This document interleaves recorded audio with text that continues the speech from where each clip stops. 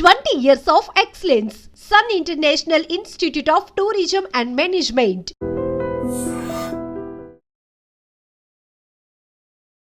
Hi hello welcome to I dream. నేను మీ కాజల్. ప్రస్తుతం మనతో పాటు మ్యూచువల్ ఫండ్ డిస్ట్రిబ్యూటర్ అలాగే ఏఐఎఫ్ డిస్ట్రిబ్యూటర్ బొనిగల సోల్మన్ గారు ఉన్నారు. ఆయనతో మాట్లాడతాం. నమస్తే సార్. నమస్తే అమ్మా. సో ఏఐఎఫ్ అంటే ఏంటి అండ్ అది ఎవరికి సూటబుల్ అంటారు? చూడమ్మా, ఏఐఎఫ్ అంటే full form alternative investment fund. AIF కూడా regulated by SEBI, Securities Exchange Board of India అండర్లో ఇది నియంత్రించబడుతుంది. ఏఐఎఫ్లో మినిమం 1 crore ఇన్వెస్ట్మెంట్, 1 crore లోపు అయితే ఇన్వెస్ట్మెంట్ చేయటం లేదు. అంటే ఎవరికి సూటబుల్ అంటే ఇన్స్టిట్యూషనల్ ఇన్వెస్టర్స్, అంటే సంస్థలు ఉంటాయి కదమ్మా, ఇన్స్టిట్యూషనల్ అంటే కాలేజెస్ కావచ్చు, హాస్పిటల్స్ కావచ్చు, ఎవరైతే సంస్థలు నడుపుతారో వాళ్ళు, HNI investors, high net worth individuals, ఎక్కువ డబ్బు ఉన్న ఇన్వెస్టర్స్కి సూటబుల్. అంటే 1 crore మినిమం అంటే కనీసం వాళ్ళ దగ్గర ఒక 20 కోట్లు, 10 దాన్ 10 crores ఉన్న వాళ్ళకి ఇది సూటబుల్. అంటే ఇది రిస్కీ ప్రోడక్ట్. ఇది అందరి కోసం కాదు, జనరల్ పబ్లిక్ కోసం కాదు. ఇది ప్రైవేట్లీ పూల్డ్ వెహికల్. అంటే కొద్ది మంది, ఒక 1000 మందికో 500 మందికో ఒక ఆల్టర్నేటివ్ ఇన్వెస్ట్మెంట్ ఫండ్లు లిమిటెడ్ పీపుల్ని నుంచి తీసుకుంటారనమాట. సోఫిస్టికేటెడ్ ఇన్వెస్టర్స్ నుంచి తీసుకుంటారమ్మా. అది ఈ ఏఎఫ్ ఏంటంటే ఆల్టర్నేటివ్ ఇన్వెస్ట్మెంట్ ఫండ్ 3 రకాల కేటగిరీస్ ఉంటాయి. Category 1, category 2, category 3. అయితే కేటగిరీ 1 ఏమిటంటే, కేటగిరీ 1 ఏఎఫ్లో ఏం చేస్తారంటే అమ్మా, వెంచర్ క్యాపిటల్ ఫండ్స్లో పెడతారు. వెంచర్ క్యాపిటల్ స్టార్టప్స్ ఎర్లీగా. ఇప్పుడు మనకి స్టాక్ మార్కెట్లో లిస్ట్ అయిన తర్వాత వచ్చేవేమో అందరికీ, ఏ పబ్లిక్ అయినా అందులో షేర్ కొనుక్కోవచ్చు, ఓనర్ అవ్వచ్చు. ఇది స్టార్టప్స్లో పెడతారనమాట. స్టార్టప్ కొత్తగా వచ్చిన కంపెనీస్లో పెడతారు వెంచర్ క్యాపిటల్ ఫండ్స్. అలాగే ఎస్ఎంఈ అంటే స్మాల్ మీడియం ఎంటర్ప్రెన్యూర్స్, తర్వాత ఇన్ఫ్రాస్ట్రక్చర్ ఫండ్స్, తర్వాత సోషల్ ఫండ్స్ అంటే సాంఘికంగా పరమైన ఫండ్స్, తర్వాత ఎకనామికల్లీ బెనిఫిషియల్ ఫండ్స్ ఉంటాయి.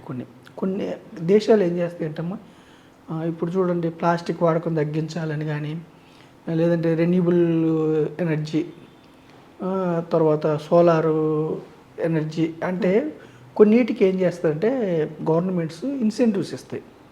మ్యానుఫ్యాక్చరింగ్ కంపెనీస్ కానీ కొన్ని కంపెనీస్ని ప్రోత్సహిస్తాయి, కొన్ని కంపెనీస్ని డిస్కరేజ్ చేస్తాయి. అంటే పర్యావరణానికి ఇబ్బంది అయినప్పుడు డిస్కరేజ్.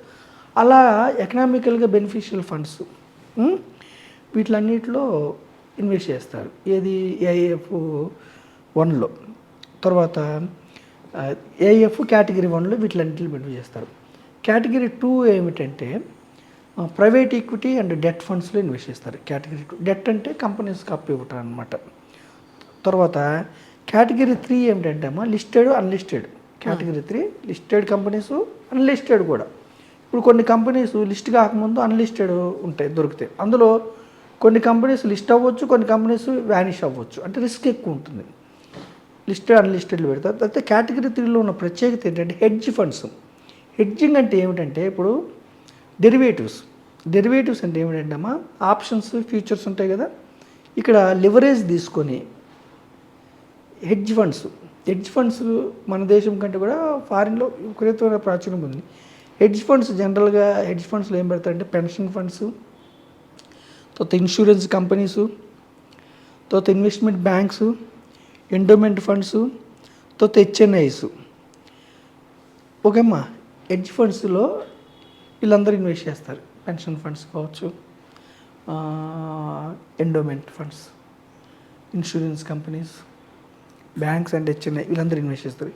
హెడ్జింగ్ అంటే ఏమిటంటే, ఇప్పుడు మనం ట్రేడింగ్ వద్దని చెప్పాక కామన్ పీపుల్కి, ఇక్కడ ప్రొఫెషనల్ మేనేజ్మెంట్ ద్వారా ఆల్రెడీ కొంత పోర్షన్ ఇన్వెస్ట్ చేసి ఉంటారు ప్రైవేట్, మనకి లిస్టెడ్ అన్లిస్టెడ్లో.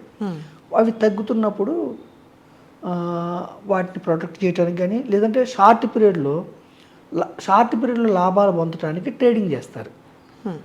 ఇక్కడ హెడ్జ్ ఫండ్స్లో వీళ్ళు ప్రొఫెషనల్గా చేసేవాళ్ళు కాబట్టి ఇక్కడ కూడా రిస్క్ ఉంటుంది. కాకపోతే ఏమిటంటే వీళ్ళు ఒక నాలెడ్జ్తో చేస్తారు కాబట్టి వీళ్ళు ఏఎఫ్3.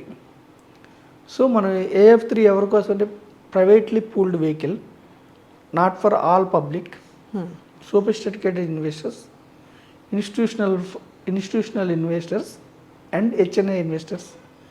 3 types, category 1, 2 and category 3. Category 3లో ఏమిటంటే ఒక అడ్వాంటేజ్ ఏమిటంటే ఫండ్ లెవెల్లోనే ట్యాక్స్ పే చేస్తారు. మళ్ళీ ఇన్వెస్టర్స్ తీసుకున్న తర్వాత ట్యాక్స్ పే చేసే పని ఉండదు. అంటే వచ్చిన ఏ రిటర్న్ అయినా కానీ ఫండ్ మెయింటైన్ చేస్తున్నప్పుడే వాళ్ళు ట్యాక్స్ పే చేస్తారు. అది కేటగిరీ 3లో advantage. So minimum 1 crore locking ఉంటాయి ఒక్కోసారి కొంతకాలం పాటు, ఎందుకంటే కొన్ని అన్లిస్టెడ్ లిస్ట్ కాకపోతే ఇబ్బంది అవుతుంది. హై రిస్క్ అనమాట ఇది, అంటే రిస్క్ని అర్థం చేసుకోవాలి.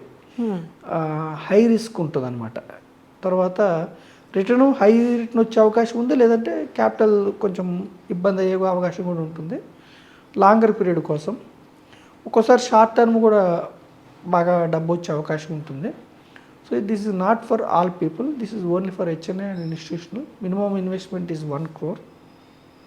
ఇది ట్రెడిషనల్ ఇన్వెస్ట్మెంట్ కాదు, ఇది ఆల్టర్నేటివ్. అందుకే పేరులోనే ట్రెడిషనల్ అంటే స్టాక్స్ కొనుక్కోవటం. ఇది ఏంటి, ఆపర్చునిటీస్ ముందే కంపెనీస్ రాకముందే ఆపర్చునిటీ, ఏంజిల్ ఫండ్స్, అంకురాలు స్టార్టప్స్లో పెట్టేవి, ప్రైవేట్ ఈక్విటీ అని, గవర్నమెంట్ ఇన్ఫ్రా మీద ఇన్ఫ్రా ఫండ్స్ అని, సోషల్ ఫండ్స్ అని, ఎకనామిక్ బెనిఫిషియల్ ఫండ్స్ అని రకరకాలు ఉంటాయమ్మా.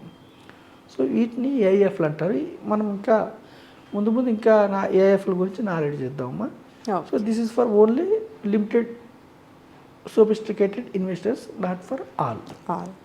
Okay sir. సో అసలు ఏఐఎఫ్ అంటే ఏంటి అని చాలా చక్కగా చెప్పారు మన వ్యూవర్స్ అందరికీ. సో ఏఐఎఫ్ మీద మీకు ఎలాంటి క్వెరీస్ ఉన్నా, ఎలాంటి డౌట్స్ ఉన్నా కిందన్న నంబర్కి కాల్ చేయండి. ఖచ్చితంగా మీరు ఎలా ఇన్వెస్ట్ చేయాలి అన్నది సార్ చెప్తారు. And thank you so much for the information sir. Thank you so much. Thank you అమ్మా.